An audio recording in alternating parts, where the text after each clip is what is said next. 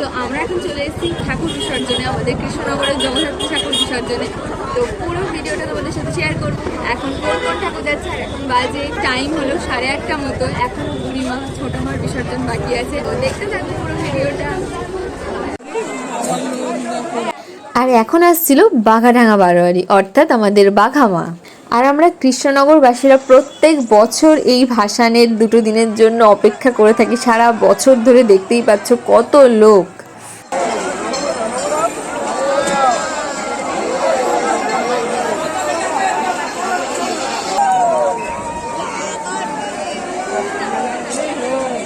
আর কৃষ্ণনগরের প্রথম বিসর্জনের দিন সব ঠাকুরকে সাথে করে নিয়ে যাওয়া হবে ঘাট অবধি। এটাই হলো কৃষ্ণনগরের ঐতিহ্য এবং রীতি।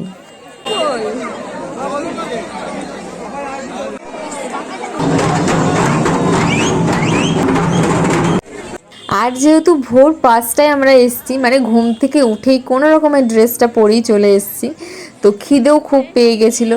তো আমি এখানে আশেপাশের দোকানগুলোতে দেখছিলাম যে কি কেনা যায়, হয় বিস্কিট নয় কেক, এরকমই কিছু একটা, নয় চিপস, কিছু একটা কিনতে চাইছিলাম। আর সামনেই একটা বারোয়ারি ছিল। আর এই বারোয়ারির ঠাকুর যেহেতু প্রথম দিন নয়, সেকেন্ড দিন বিসর্জন হবে, তো আমি একটুখানি প্রণাম করে নিচ্ছিলাম। এখানে আসা হয়নি এবারে। এখন চলে এসেছি জগদ্ধাত্রী পুজোর বিসর্জন দেখতে।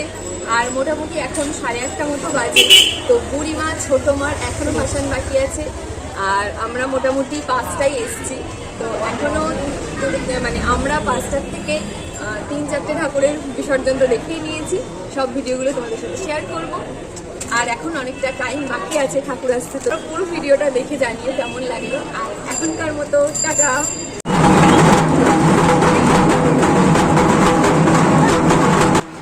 এখন চলে আসছে কাঁঠালপোতা বারোয়ারির ছোটো মা। আর বুড়িমার পরেই বুড়িমার বোন হিসেবে আমাদের ছোট মাকে দেখা হয়। এবার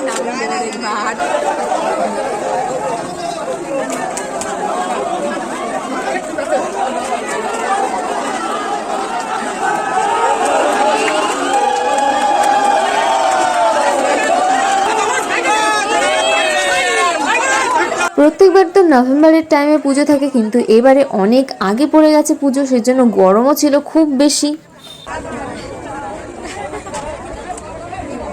কেমন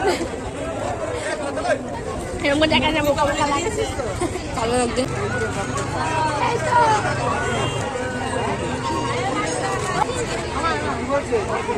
আর এখানে দাঁড়িয়ে থেকে থেকে এত পা ব্যথা হয়ে গেছিলো, আর দাঁড়ানো যাচ্ছিল না, ওই জন্য লাস্টে বসেই পড়েছি। আর এখানে মা, আমি এবং ইস্যু 3জনা মিলে চিপস খাচ্ছিলাম আর গল্প করছিলাম। নেক্সট ঠাকুর কখন আসবে তার জন্য ওয়েটও করছিলাম।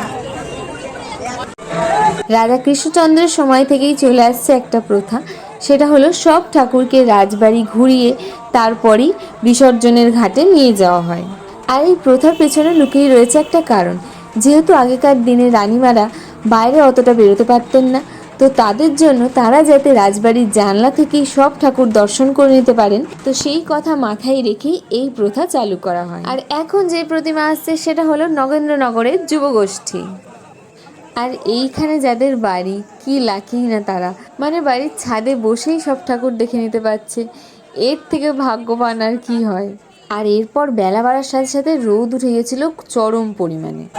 শেষ।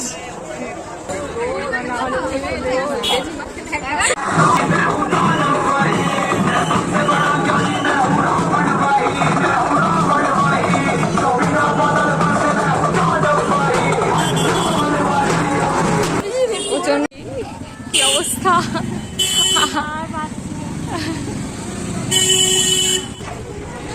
সব ঠাকুর মোটামুটি বিসর্জন হয়ে গেছে। এখন শুধুমাত্র বুড়িমা আসার অপেক্ষা। তো বুড়িমার আস্তে আস্তে মোটামুটি 10:30 মতো বাজবে। তো দেখা যাক কখন আসে। আর প্রচণ্ড রোদ, আর প্রচণ্ড গরম আজকে।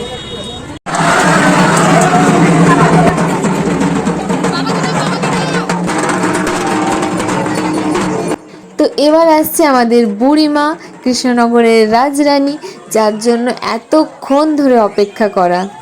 আর জাস্ট শেষবারের মতো বুড়িমাকে এক ঝলক দেখার জন্য এত এত মানুষ এই কড়া রোদেও অপেক্ষা করে যাচ্ছে।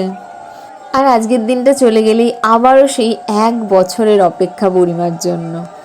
আর আমাদের কৃষ্ণনগরবাসীর বুড়িমাকে নিয়ে যে আবেগ উত্তেজনা, সেটা তোমরা ভিডিওর মাধ্যমে দেখলেই বুঝতে পারবে। আর এখানে মাকে উলুধ্বনি দিয়ে শেষবারের মতো সম্মান জানিয়ে বিদায় জানানো হচ্ছে।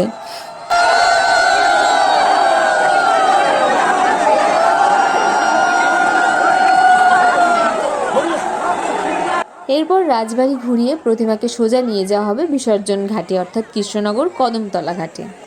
কিভাবে পুজো আসে এবং চোখের নিমেষে চলে যায়। তো এবছরের মতো তো ঠাকুর দেখা, বিসর্জন সব কমপ্লিট। আর ভিডিওটা কেমন লাগলো জানিও, আর ভালো লাগলে লাইক, কমেন্ট এবং চ্যানেলটিকে সাবস্ক্রাইব করতে ভুলো না। আর আজকের মতো টাটা।